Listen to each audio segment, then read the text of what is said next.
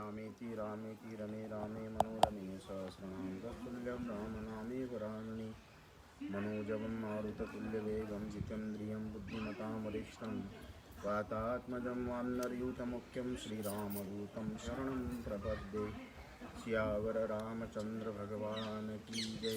हनुमान जी महाराज की जय। जब कमल नयन श्याम सुंदर उपमा रहित महापुरुष श्री राम सुमंत्र से कहा कि आप पिताजी से मेरे आगमन की सूचना दीजिए। तब श्री राम की प्रेरणा से शीघ्र ही भीतर जाकर सारथी सुमंत्र ने राजा का दर्शन किया। उनकी सारी इंद्रियां संताप से कुलुषित हो रही थी, वो लंबी सांसें खींच रहे थे। सुमंत्र ने देखा पृथ्वीपति महाराज दशरथ राहुग्रस्त सूर्य राख से ढकी हुई आग तथा जल शून्य तालाब के समान श्रीहीन हो रहे थे। उनका चित्त अत्यंत व्याकुल श्री राम का ही चिंतन कर रहा था। तब महाप्राज्ञ सूत ने महाराज को संबोधित करके हाथ जोड़कर कहा, पहले तो सुमंत ने विजय सूचक आशीर्वाद देते हुए महाराज की अभ्युदय कामना की। फिर भय से व्याकुल मंद मधुर वाणी द्वारा ये बात कही, पृथ्वीनाथ, आपके पुत्र श्री सत्य पराक्रमी पुरुष से श्री राम ब्राह्मणों तथा आश्रित सेवकों को अपना सारा धन देकर द्वार पर खड़े हैं। आपका कल्याण हो। ये आपसे सब स्वरथों से मिलकर उनसे विदा लेकर इस समय आपका दर्शन करना चाहते हैं। आज्ञा हो तो यहाँ आकर आपका दर्शन करें। राजन अब ये विशाल वन में चले जाएंगे। अतः किरणों से युक्त सूर्य की भांति समस्त राजोचित गुणों से संपन्न इंद्र श्री राम को आप भी जी भरकर देख लीजिए। यह सुनकर समुद्र के समान गंभीर आकाश की भांति निर्मल सत्यवादी धर्मात्मा महाराज दशरथ ने उन्हें उत्तर दिया, सुमंत्र, यहाँ जो कोई भी मेरी स्त्रियां है उन सब को बुलाओ। उन सब के साथ में श्री राम को देखना चाहता हूँ। तब सुमंत्र ने बड़े वेग से अंतपुर में जाकर सब स्त्रियों से कहा, देवियों, आप लोगों को महाराज बुला रहे, अतः वहाँ शीघ्र चलो। राजा की आज्ञा से सुमंत्र के ऐसा कहने पर सब रानियां स्वामी का आदेश समझकर उस भवन की ओर चली। कुछ लाल नेत्रों वाली 350 पतिव्रता युवती स्त्रियां महारानी कौशल्या को सब ओर से घेर कर धीरे धीरे उस भवन में गई। उन सबको आ जाने पर उन्हें देखकर पृथ्वीपति राजा दशरथ ने सूत से कहा, सुमंत्र, अब मेरे पुत्र को ले आओ। आज्ञा पाकर सुमंत्र गए। श्री राम लक्ष्मण तथा सीता को साथ लेकर शीघ्र ही महाराज के पास लौट आए। महाराज दूसरे ही अपने पुत्रों को हाथ जोड़कर आते देख सहसा अपने आसन से उठ खड़े हुए। उस समय स्त्रियों से घिरे हुए नरेश शोक से आर्त हो रहे थे। श्री राम को देखते ही वह प्रजापालक महाराज बड़े वेग से उनकी ओर दौड़े, किंतु उनके पास पहुंचने से पहले ही दुख से व्याकुल वो पृथ्वी पर गिर पड़े और मूर्छित हो गए। उस समय श्री राम महारथी लक्ष्मण बड़ी तेजी से चलकर दुख के कारण अचस्य व शोकग्रस्त महाराज के पास पहुंचे। इतने में उस राजभवन के भीतर सहसा आभूषणों की ध्वनिया साथ सहस्त्र स्त्रियां हा राम ये आर्तनाद गूंज उठा। श्री राम और लक्ष्मण दोनों भाई सीता के साथ रो पड़े। उन तीनों ने महाराज को दोनों भुजाओं से उठाकर पलंग पर बिठा दिया। शोकाश्रु से सागर में डूबे हुए महाराज दशरथ को 2 घड़ी जब फिर चेत हुआ, तब श्री राम से हाथ जोड़कर उनसे कहा, महाराज, आप हम लोगों के स्वामी हैं। मैं दंडकारण्य जा रहा हूँ, आपसे आज्ञा लेने आया हूँ। आप अपने कल्याण में दृष्टि से मेरी ओर देखिए। ये मेरे साथ लक्ष्मण को भी वन में जाने की आज्ञा दीजिए। साथ ही ये भी स्वीकार कीजिए कि सीता भी मेरे साथ वन को जाए। मैं बहुत से सच्चे कारण बताकर इन दोनों को रोकने की चेष्टा की, परंतु ये यहाँ नहीं रहना चाहते। अतः दूसरों को मान देने वाले नरेश, आप शोक छोड़कर सबको मुझको, लक्ष्मण को और सीता को भी उसी तरह वन में जाने की आज्ञा दीजिए जैसे ब्रह्मा जी ने अपने पुत्र सनकादित्यों को तप के लिए वन में जाने की अनुमति दी थी। इस प्रकार शांत भाव से वनवास के लिए राजा की आज्ञा की प्रतीक्षा करते हुए श्री रामचंद्र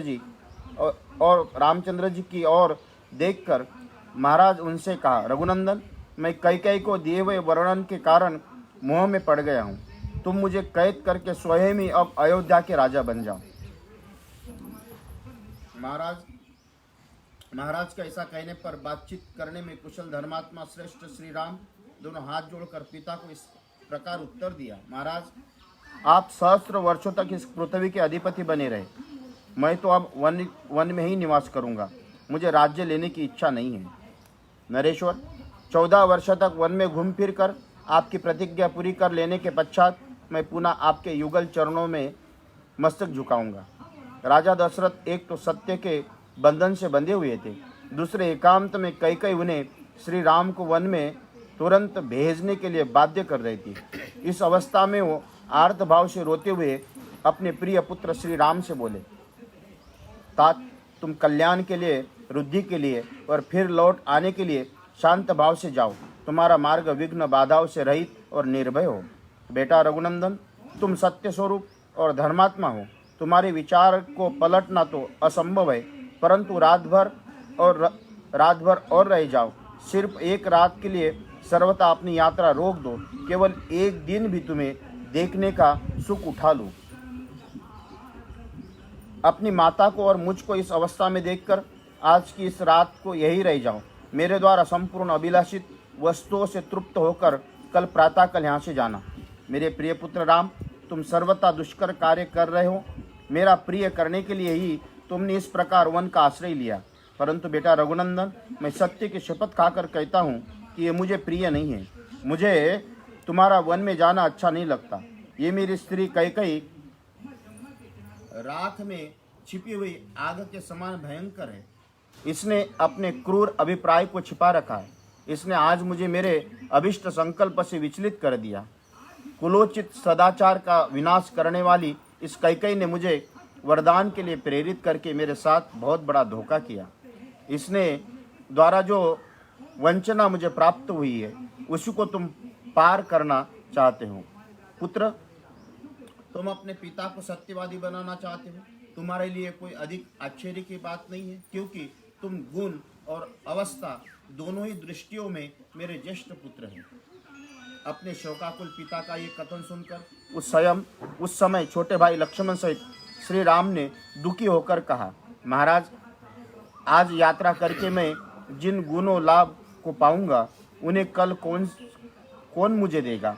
अतः मैं संपूर्ण कामनाओं के बदले आज यहाँ से निकल जाना चाहता हूँ। अच्छा समझता हूँ, इसका वर्ण करता हूँ। राष्ट्र और यहाँ के निवासी मनुष्य सहित धन धान्य संपन्न ये सारी पृथ्वी मैंने छोड़ दिए, आप इसे भरत को दे दे। मेरा वनवास विषयक निश्चय जब बदल नहीं सकेगा। वरदायक नरेश, आपने देवासुर संग्राम में कैकेयी को जो 2 वर देने की प्रतिज्ञा की थी, उसे पूर्ण रूप से दीजिए। मैं सत्यवादी बनी है। मैं आपकी उन आज्ञा का पालन करता हुआ 14 वर्ष तक वन में वनचारी और प्राणियों के साथ निवास करूंगा। आपके मन में कोई अन्यथा विचार नहीं होना चाहिए। आप ये सारी पृथ्वी भरत को दीजिए। रघुनंदन, मैंने अपने मन को सुख देने अथवा स्वजनों का प्रिय करने के उद्देश्य से राज्य लेने की इच्छा नहीं की थी। आपकी आज्ञा का यथावत रूप से पालन करने के लिए ही मैंने उससे ग्रहण करने की अभिलाषा की थी। आपका दुख दूर हो जाए, आप इस प्रकार आंसू न बहावे। सरिता का स्वामी दुर्धर्ष समुद्र शुद्ध नहीं होता, अपनी मर्यादा का त्याग नहीं करता। इसी तरह आपको भी शुद्ध नहीं होना चाहिए। मुझे न तो इस राज्य की, न सुख, न पृथ्वी की, न संपूर्ण भोगों की, न स्वर्ग की, न जीवन की ही इच्छा है। पुरुष शिरोमणि, मेरे मन में यदि कोई इच्छा हो तो यही कि आप सत्यवादी बने, आपका वचन मिथ्या न हो पावे। ये बात मैं आपके सामने सत्य और शुभ कर्मों को शपथ खाकर कहता हूँ। तात, प्रभु, अब मैं एक क्षण भर भी नहीं ठहर सकता। अतः आप इस शोक को अपने भीतर ही दबा ले। मैं अपने निश्चय के विपरीत कुछ नहीं करता। रघुनंदन, कैकेयी ने मुझे ये याचना की कि राम, तुम वन को चले जाओ। मैंने वचन दिया था कि अवश्य जाऊंगा। अब सत्य का मुझे पालन करना है। देव, बीच में हमें देखने या हमसे मिलने के लिए आप उत्कंठित न होंगे। शांत स्वभाव वाले मृगों से भरे हुए भांति भांति के पक्षियों के कलवरों से गूंजते हुए उस वन में हम लोग बड़े आनंद से रहेंगे। पिता देवताओं के भी देवता माने गए, अतः मैं देवता समझकर ही पिता आपकी आज्ञा का पालन करूंगा।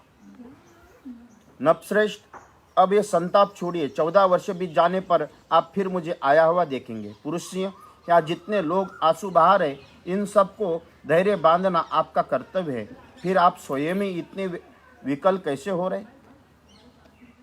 ये नगर, ये राज्य, ये सारी पृथ्वी मैंने छोड़ दी। आप इन सब कुछ भरत को दे दीजिए। अब मैं आपके आदेश का पालन करता हुआ दीर्घ काल तक वन में निवास करने के लिए यहाँ से यात्रा कर रहा हूँ। मेरी छुड़ी हुई पर्वत खंडों, नगरों, उपवनों सहित इन सारी पृथ्वी भरत कल्याणकारी मर्यादाओं में स्थित रहकर पालन करे। नरेश्वर, आपने जो वचन दिया वही पूर्ण हो। पृथ्वीनाथ निष्पाप महाराज, सत्पुरुषों द्वारा अनुमोदित आपकी आज्ञा पालन करने में मेरा मन जैसा लगता है वैसा बड़े बड़े भोगों में तथा अपने किसी प्रिय पदार्थों में भी नहीं लगता। अतः मेरे लिए आपके मन में जो दुख है वो दूर हो जाना चाहिए। निष्पाप नरेश, आज आपको मिथ्यावादी बनाकर मैं अक्षय राज, सब प्रकार से भोग वसुधा का आधिपत्य, मिथिलेश कुमारी सीता तथा अन्य किसी अभिलाषित पदार्थों को भी स्वीकार नहीं कर सकता।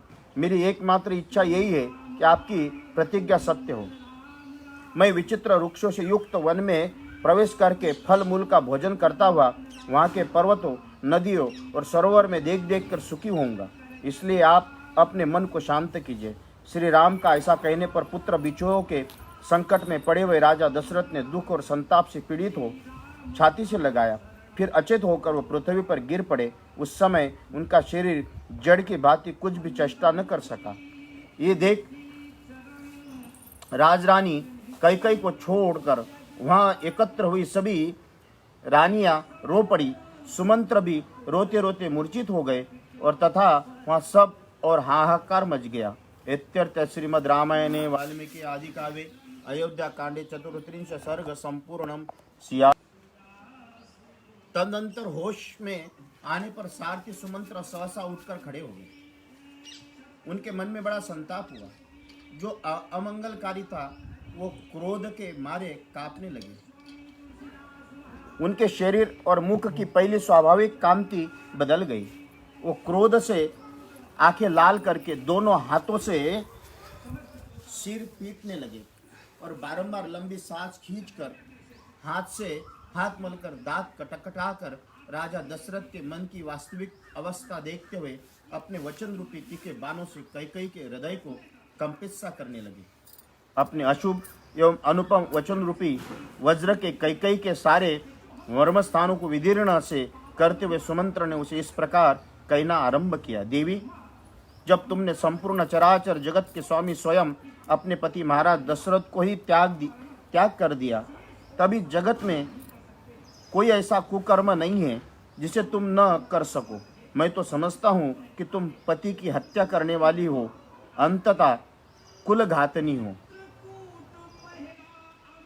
वो जो देवराज इंद्र के समान अजय, पर्वत के समान अकंपनीय और महासागर के समान शोभ रहित है, वो महाराज दशरथ को भी तुम अपने कर्मों से संतप्त कर रही हो। राजा दशरथ तुम्हारे पति पालक और वरदाता है, तुम इनका अपमान न करो। नारियों के लिए पति की इच्छा का महत्व करोड़ों पुत्रों से भी अधिक है। इस कुल में राजा का परलोकवासी हो जाने पर उसके पुत्रों की अवस्था विचार करके जो ज्येष्ठ पुत्र होते हैं वही राज्य पाते हैं।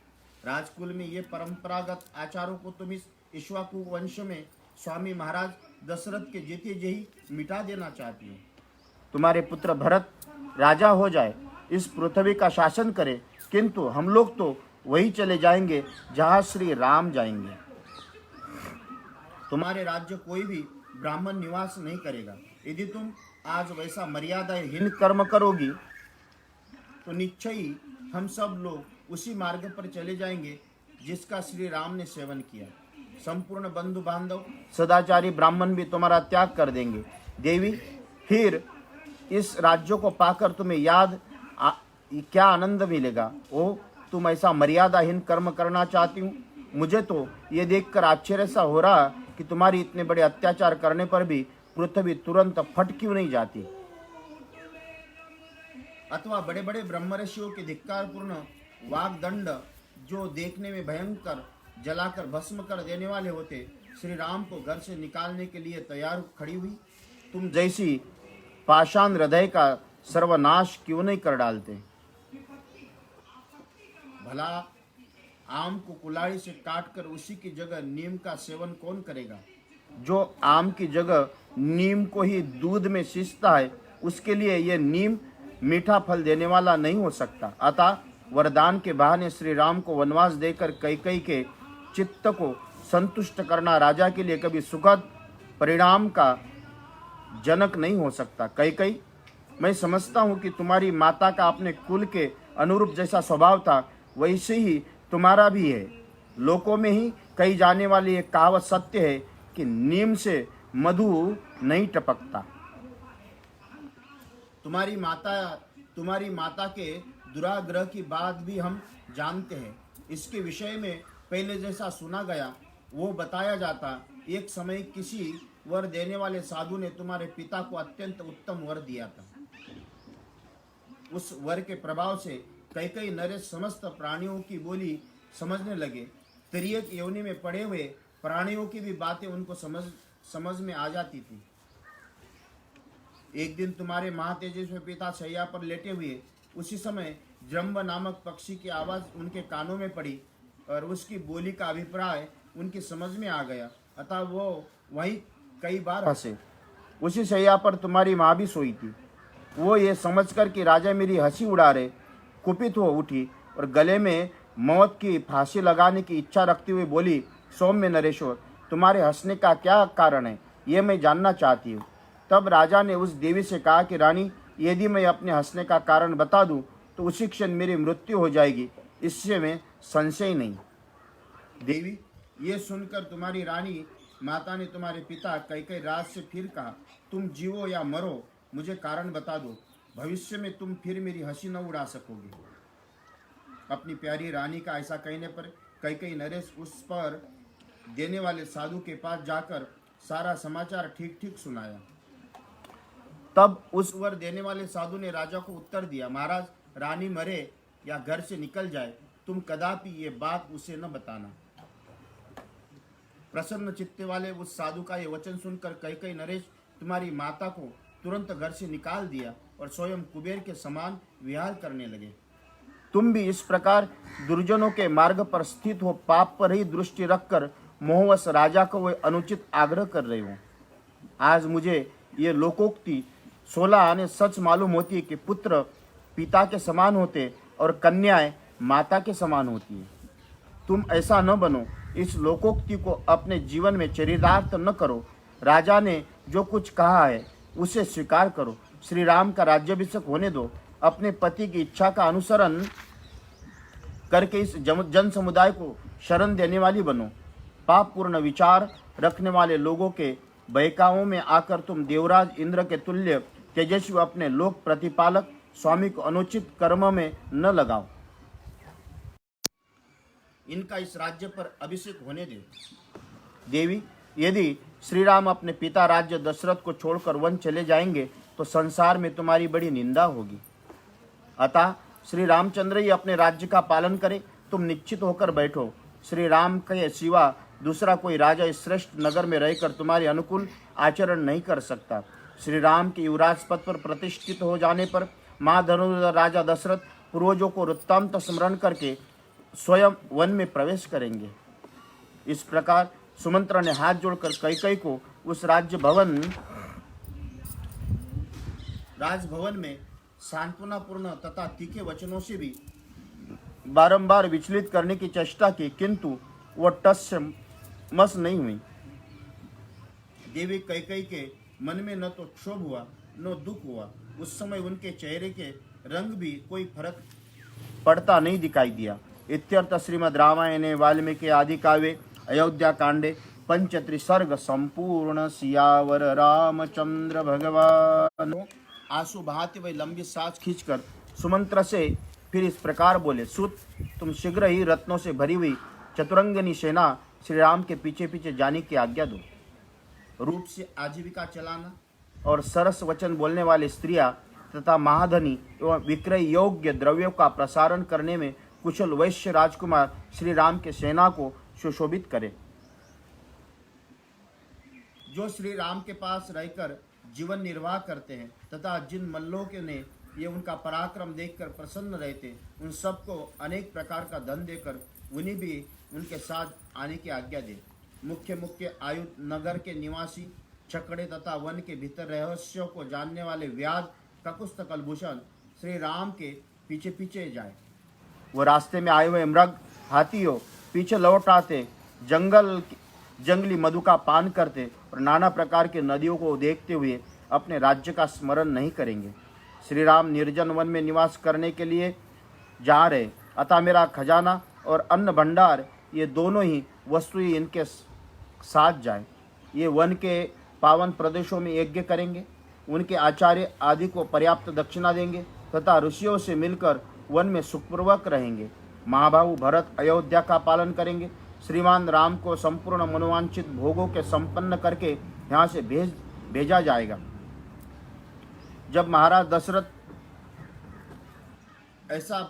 ऐसी बात कहने लगे तब कैकेयी को बड़ा दुख हुआ, उनका मुंह सूख गया और उसका स्वर भी रूंध गया।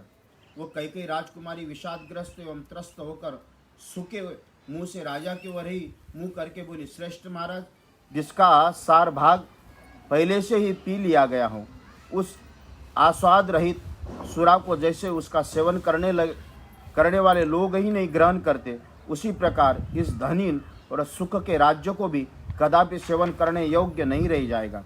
भरत कदापि नहीं ग्रहण करेगा। कैकेयी राज छोड़कर जब ये अत्यंत दारुण वचन बोलने लगी तब राजा दशरथ ने उस विशाल लोचना कैकेयी से इस प्रकार कहा,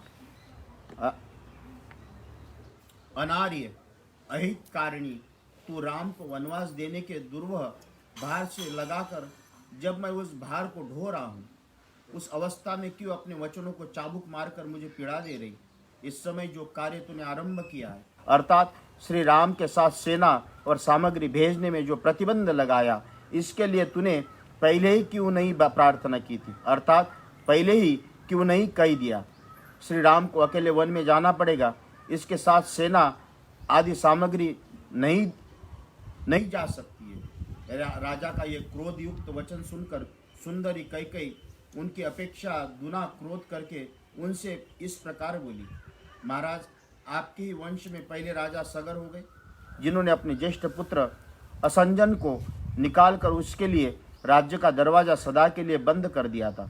इसी तरह इनको भी यहाँ से निकल जाना चाहिए। उसका ऐसा कहने पर राजा दशरथ ने कहा, धिक्कार है। वहाँ जितने लोग बैठे थे सभी लाज से गड़ गए, किंतु कैकेयी अपने कथन के औनिचित्य को अथवा राज द्वारा दिए गए धिक्कार के औचित्य को नहीं समझ सकी।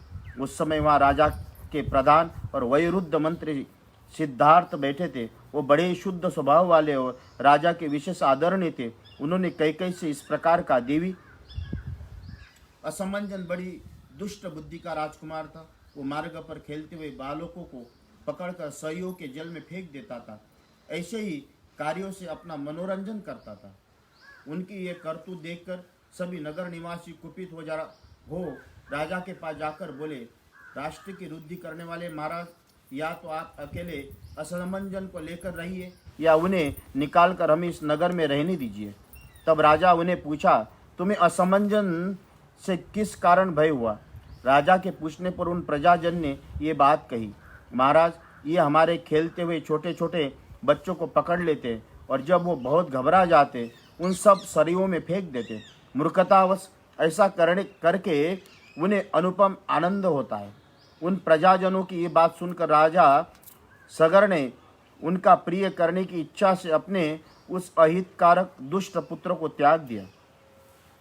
पिता ने अपने उस पुत्र को पत्नी और आवश्यक सामग्री से शीघ्र रथ पर बिठाकर अपने सेवकों को आज्ञा दी, इसे जीवन भर के लिए राज्य से बाहर निकाल दो।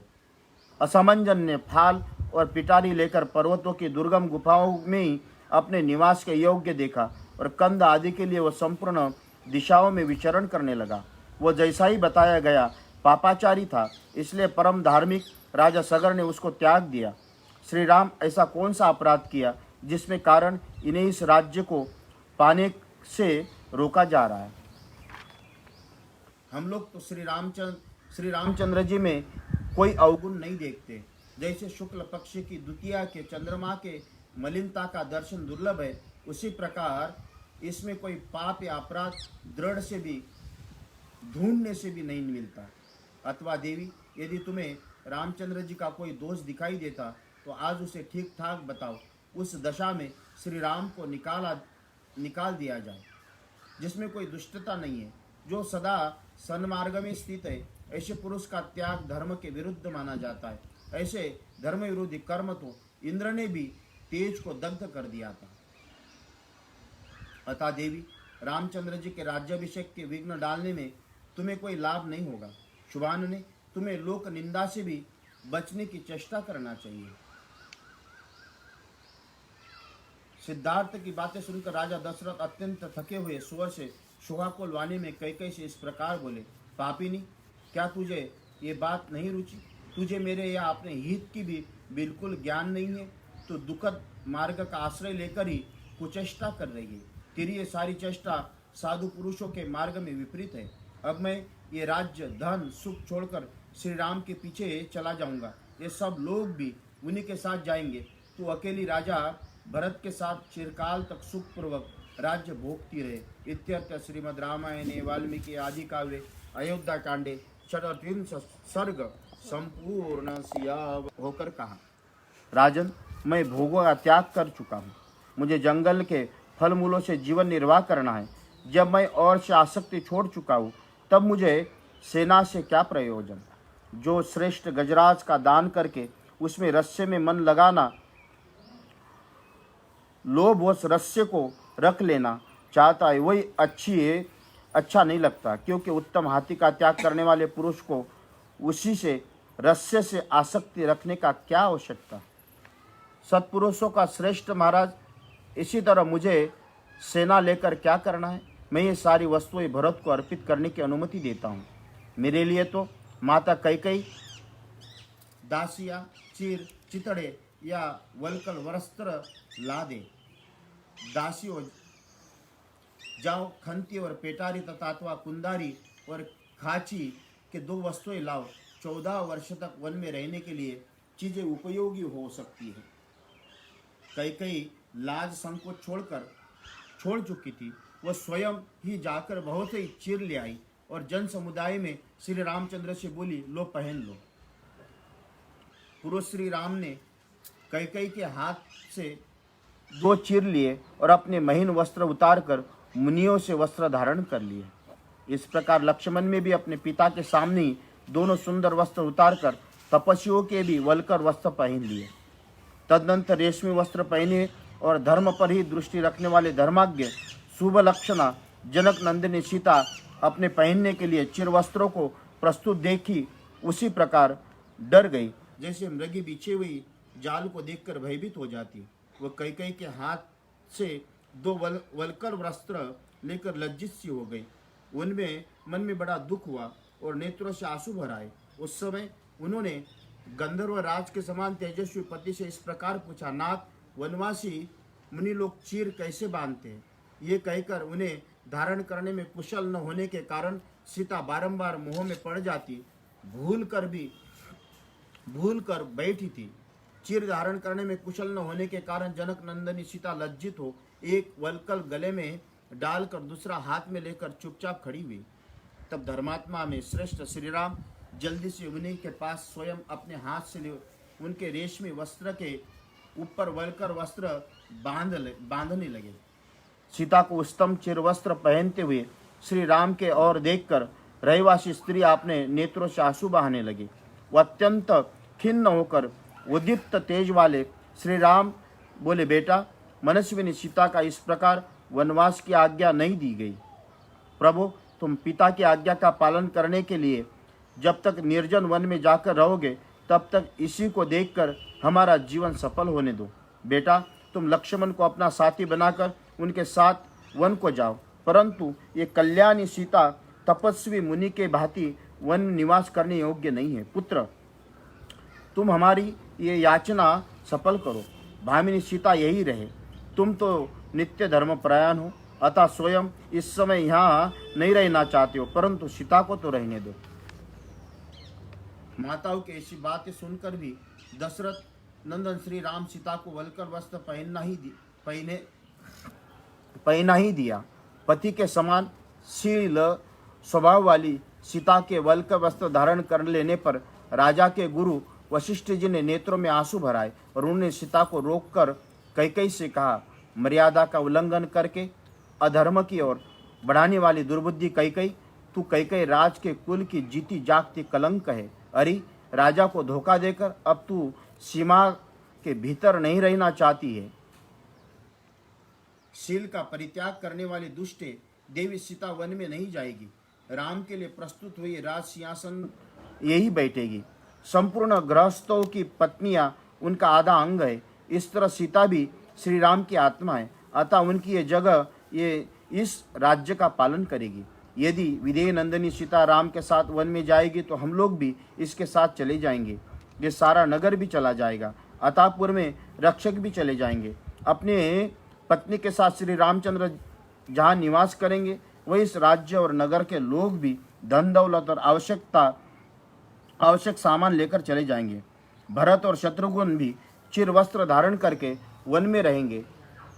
यहाँ निवास करने वाले अपने बड़े भाई श्री राम की सेवा करेंगे।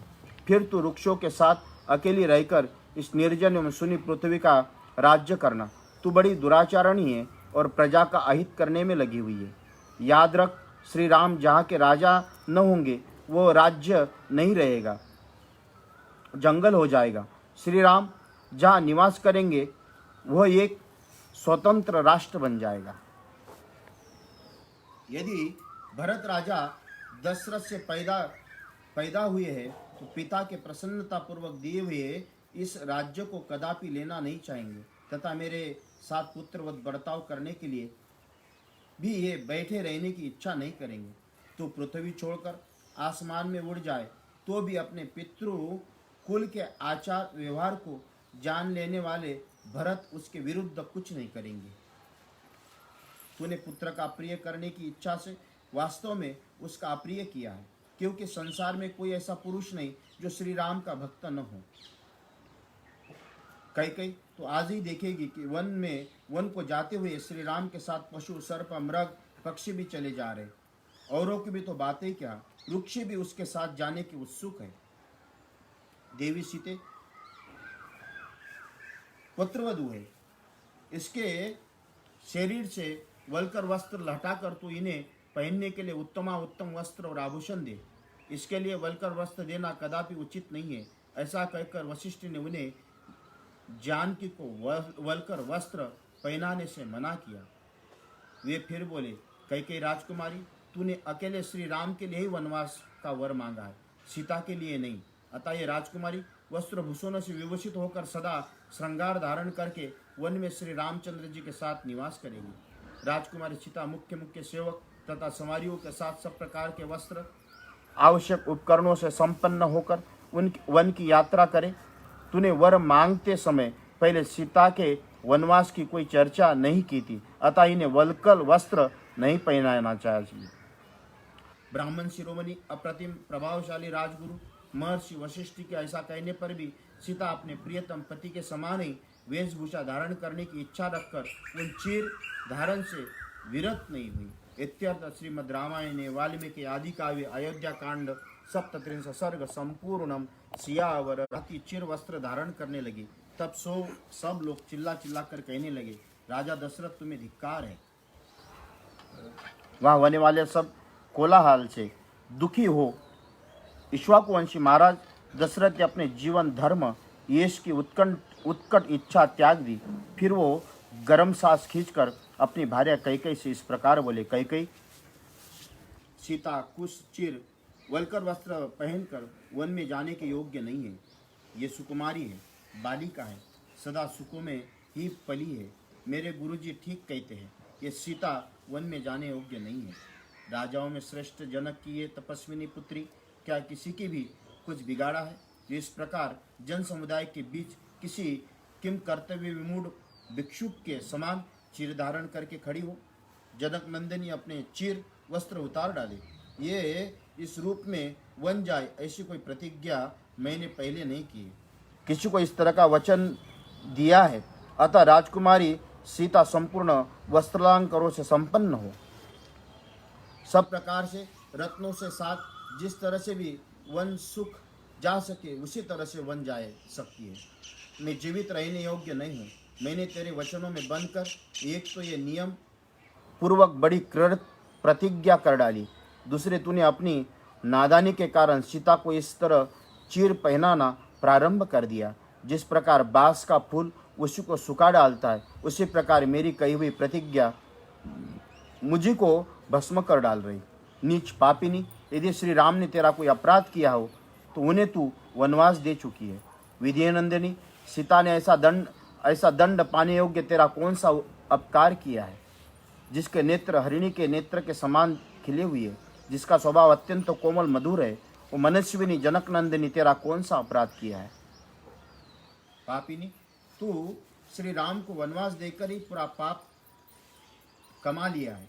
अब सीता को भी वन में भेजे और वल्कल वस्त्र पहनने आदि का अत्यंत दुखद कार्य करने में तू इतने पातक किस लिए बटोर रही? देवी, श्री राम जब अभिषेक के लिए यहाँ आए थे उस समय तूने उसके जो कुछ कहा था उसे सुनकर मैंने उतने के लिए ही प्रतिज्ञा की थी। उसका उल्लंघन करके तू मिथिलेश कुमारी जानकी को भी वल्कर वस्त्र पहने देखना चाहती है। इससे जान पड़ता है तुझे नरक में ही भी जाने की इच्छा हो रही। आज दशरथ सिर नीचा किए बैठे हुए इस प्रकार कह रहे थे, उस समय वन की ओर जाते हुए श्री राम ने पिता से इस प्रकार का, धर्मात्मन, ये मेरी यशस्विनी माता कौशल्या अब रुद्ध हो चली है। इसका स्वभाव बहुत ही उच्च और उदार है। देव, ये कभी आपकी निंदा नहीं करती है। इन्होंने कभी ऐसा भारी संकट नहीं देखा होगा। वरदायक नरेश, ये मेरे न रहने से शोक से समुद्र में डूब जाएगी, अतः आप सदा इनका अधिक सम्मान करते रहिए। आप पूज्यतम पति से सम्मानित हो, जिस प्रकार इस पुत्र शोक का अनुभव कर सके और मेरा चिंतन करती हुई आपके आश्रम में ही मेरी तपस्विनी माता जीवन धारण करे, ऐसा प्रयत्न आपको करना चाहिए। इंद्र के समान तेजस्वी महाराज ये निरंतर अपने बिछड़े हुए बेटे को देखने के लिए उत्सुक रहेगी। कहीं ऐसा न हो मेरे वन में जाते ये शोक से कतर हो और अपने प्राणों को त्याग करके ये हम लोग चली जाए। अतः आप मेरी माता को सदा ही ऐसी परिस्थितियों में रखें जिससे उस उक्त आशंकाओं के लिए अवकाश न रह जाए। इत्यर्थ श्रीमद् रामायणे वाल्मीकि आदि काव्ये अयोध्या कांडे 38 सर्ग संपूर्णम। सियावर रामचंद्र भगवान की जय। सहित राजा दशरथ शोक से अचेत हो गए। दुख से संतप्त होने के कारण श्री राम और आंखें देख भी न सके। देखकर भी मन में दुख होने के कारण उन्हें कुछ उत्तर न दे सके। 2 घड़ी तक अचेत सा रहने के बाद जब उन्हें होश हुआ तब वो महाभाव नरेश श्री राम का ही चिंतन करते हुए दुखी होकर विलाप करने लगे। मालूम होता है मैंने पूर्व जन्म में अवश्य ही बहुत सी गौओं का उनके बछड़ों से बिछुआ करिया अथवा उनके प्राणियों की हिंसा किए, इसी से आज मेरे ऊपर ये संकट आ पड़ा। समय पूरा हुआ, किसी के शरीर में प्राण नहीं निकलते, तभी तो कैकेयी के द्वारा इतना क्लेश पाने पर भी मेरी मृत्यु नहीं हो रही। वो अपने अग्नि के समान तेजस्वी पुत्र को महीन वस्त्र त्याग कर तपस्वी योग से वलकर वस्त्र धारण किए सामने खड़ा देख रहा हूँ, फिर भी मेरे प्राण नहीं निकलते। इस वरदान स्वरूप षटता का आश्रय लेकर अपने स्वार्थ साधन के प्रयत्नों में लगी हुई एकमात्र कैकेयी के कारण ये सब लोग महान कष्ट में पड़े हैं। ऐसी बात कहते कहते राजा के नेत्रों में आंसू भर आए। उनकी इंद्रियां शिथिल हो गई। एक ही बार हे राम कहकर मूर्छित हो गए और आगे कुछ न बोल सके। 2 घड़ी बाद होश में आते ही महाराज आंसू भरे नेत्रों से देखते हुए सुमंत्र से इस प्रकार बोले, तुम सवारी के योग्य एक रथ को अपने उत्तम घोड़ों को जोत कर ले जाओ और इन महाभाग श्री राम को उस पर बिठाकर इस जनपद से बाहर तक पहुंचाओ। अपने श्रेष्ठ वीर पुत्रों को स्वयं माता पिता ही जब घर से निकाल कर वन भेज रहे तब ऐसा मालूम होता। शास्त्रों में गुणवान पुरुषों के गुणों का यही फल बताया जाता है। राजा की आज्ञा शिरोधार्य करके शीघ्रगामी सुमंत्रा गए और उत्तम घोड़ों से सुशोभित रथ जोत ले आए। फिर सुत सुमंत्रा के हाथ जोड़कर कहा, महाराज राजकुमार श्री राम के लिए उत्तम घोड़ों से जुता हुआ स्वर्ण भूषित रथ तैयार है। तब देश और काल को समझने वाले और से शुद्ध यहलोक और परलोक के उरीन राजा दशरथ ने तुरंत ही धन संग्रह के व्यापार में नियुक्त कोषाध्यक्ष को बुलाकर ये निश्चित बात कही, तुम विदेही कुमारी सीता के पहनने योग्य बहुमूल्य वस्त्र और महान आभूषण 14 वर्ष के लिए पर्याप्त हो, गिनकर शीघ्र ले जाओ। महाराज का ऐसा कहने पर कोषाध्यक्ष के खजाने में वहां से जब चीजें लाकर शीघ्र ही सीता के समर्पित कर दी। उत्तम कुल में उत्पन्न अथवा अयोनिजा और वनवास के लिए प्रस्थित विदेही कुमारी सीता ने सुंदर लक्षण से युक्त अपने सभी अंगों को उन विचित्र आभूषणों से विभूषित किया।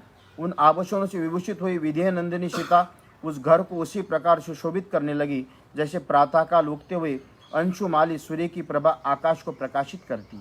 उस समय सास कौशल्या के कभी दुखद बर्ताव न करने वाली मिथिलेश कुमारी सीता को अपनी दोनों भुजाओं से कसकर छाती से लगा लिया। उसके वो मस्तक को सूंघ कर कहा, बेटी, जो स्त्री अपने प्रियतम पति के द्वारा सदा सम्मानित होकर भी संकट में पड़ने पर उसका आदर नहीं करती, वह सब संपूर्ण जगत में असती दुष्टा के नाम से पुकारी जाती। दुष्टा स्त्रियां ये स्वभाव होता कि पहले तो पति के द्वारा यथेष्ट सुख भोगती, परंतु जब वो थोड़ी सी भी विपत्ति में पड़ती है तब उस पर दोषारोपण करते हैं और उसका साथ छोड़ देती है। जो झूठ बोलने वाली, विकृत चेष्टा करने वाली, दुष्ट पुरुषों से संसर्ग रखने वाली, पति के प्रति सदा हृदयहीनता परिचय देने वाली, उल्टा पाप के भी मंसूबे बांधने वाली, छोटी सी बात के लिए भी क्षण मात्र में पति से और से विरक्त हो जाने वाली, ये सब की सब असती व दुष्टा कहा गया। उत्तम कुल किया हुआ उपकार, विद्या भूषण आदि का दान और संग्रह पति के द्वारा स्नेहपूर्वक अपनाया जाता। ये सब कुछ दुष्टा स्त्रियों से हृदय को नहीं वश में कर पाता, क्योंकि उनका चित्त अव्यवस्थित रहता है। इसके विपरीत जो सदा चार शास्त्रों की आज्ञा और कुलोचित मर्यादाओं में स्थित रहती, उन साध्वी स्त्रियों के लिए एकमात्र पति परम पवित्र व सर्वश्रेष्ठ देवता है। इसलिए तुम मेरी पुत्र श्री राम का जिस वनवास की आज्ञा मिली है, कभी अनादर न करना। ये निर्धन हो या धनी, तुम्हारे लिए देवता तुल्य है। संसार में सास के धर्म और अर्थयुक्त वचनों का तात्पर्य भलीभांति समझकर उनके सामने खड़ी हुई सीता के हाथ जोड़कर उनसे इस प्रकार कहा, आर्य, आप मेरे लिए जो कुछ उपदेश दे रही, मैं उसका पूर्ण रूपेण पालन करूंगी। स्वामी के साथ कैसा बर्ताव करना चाहिए ये मुझे भलीभांति विदित है, क्योंकि इस विषय में मैंने पहले से ही सुन रखा है। पूजनीय माता जी, आपको मुझे असती स्त्रियों के समान नहीं मानना चाहिए, क्योंकि जैसे प्रभा चंद्रमा से दूर नहीं हो सकती, उसी प्रकार मैं पतिव्रता धर्म में विचलित नहीं हो सकती। जैसे बिना तार की बिना नहीं बच सकती है, बिना पहिए का रथ नहीं चल सकता, उसी प्रकार नारी सो बेटों की माता होने पर भी बिना पति की सुखी नहीं हो सकती है। पिता, भ्राता, पुत्र ये परिमित सुख प्रदान करते, परंतु पति अपरिमित सुख का दाता है। उसकी सेवा में इहलोक और परलोक दोनों के कल्याण होता है। अतः ऐसी कौन स्त्री है जो अपने पति का सत्कार नहीं करेगी? आर्य, मैंने श्रेष्ठ स्त्रियां, माता आदि से मुख से नारी का सम्मान, सामान्य और विशेष धर्मों का श्रवण किया। इस प्रकार पतिव्रत्य का महत्व जानकर भी मैं पति का क्यों अपमान करूंगी? मैं जानती हूँ कि पति ही स्त्री की देवता है। सीता का ये मनोहर वचन सुनकर शुद्ध अंतःकरण वाली देवी कौशल्या के नेत्रों से सहसा दुख और हर्ष के आंसू बहने लगे। तब परम धर्मात्मा श्री राम ने माताओं के बीच में अत्यंत सम्मानित होकर खड़ी हुई माता कौशल्या की ओर देख हाथ जोड़कर कहा, माँ, इन्हीं के कारण मेरे पुत्र का वनवास हुआ। ऐसा समझकर तुम मेरे पिताजी की और दुखित होकर न देखना, वनवास की अवधि भी शीघ्र ही समाप्त हो जाएगी। ये 14 वर्ष तो तुम्हारे सोते सोते निकल जाएंगे। फिर एक दिन देखोगे कि मैं अपने श्रद्धों के घिरा हुआ और लक्ष्मण के साथ संपूर्ण रूप से यहाँ आ पहुँचा हूँ। माता का इस प्रकार अपना निश्चय अभिप्राय बताकर दशरथ नंदन श्री राम ने अपने 350 माताओं को दृष्टिपात किया और उनको भी कौशल्या की ही भांति शोकाकुल पाया। तब उन्होंने हाथ जोड़कर उन सब से ये धर्मयुक्त बात कही, माता, सदा एक साथ रहने के कारण मैंने जो कुछ कठोर वचन कह दिए हो अथवा अनजाने में भी मुझसे अपराध बन गया हो, उनके लिए आप मुझे क्षमा कर दे। मैं आप सब माताओं से विदा मांगता हूँ। राजा दशरथ के उन सभी स्त्रियों के रघुनाथ जी का ये समाधानकारी धर्मयुक्त वचन सुनकर वो सबका चित्त शोक से व्याकुल हो गया। श्री राम का ऐसे कहने पर कहते हुए महाराज दशरथ की रानियां कुररियों के समान विलाप करने लगी। उनका ये आर्तनाद उस राजभवन के में सब और गूंज उठा। राजा दशरथ जो भवन पहले मूरज, पवन और मेघ आदि वाद्यों से गंभीर घोर से गूंजता था, वही आज विलाप और रोदन से व्याप्त हो संकट में पड़कर अत्यंत दुख में प्रतीत होने लगा। इत्यर्थ श्रीमद् रामायणे वाल्मीकि आदि काव्य अयोध्या कांडे 29 सर्ग संपूर्ण।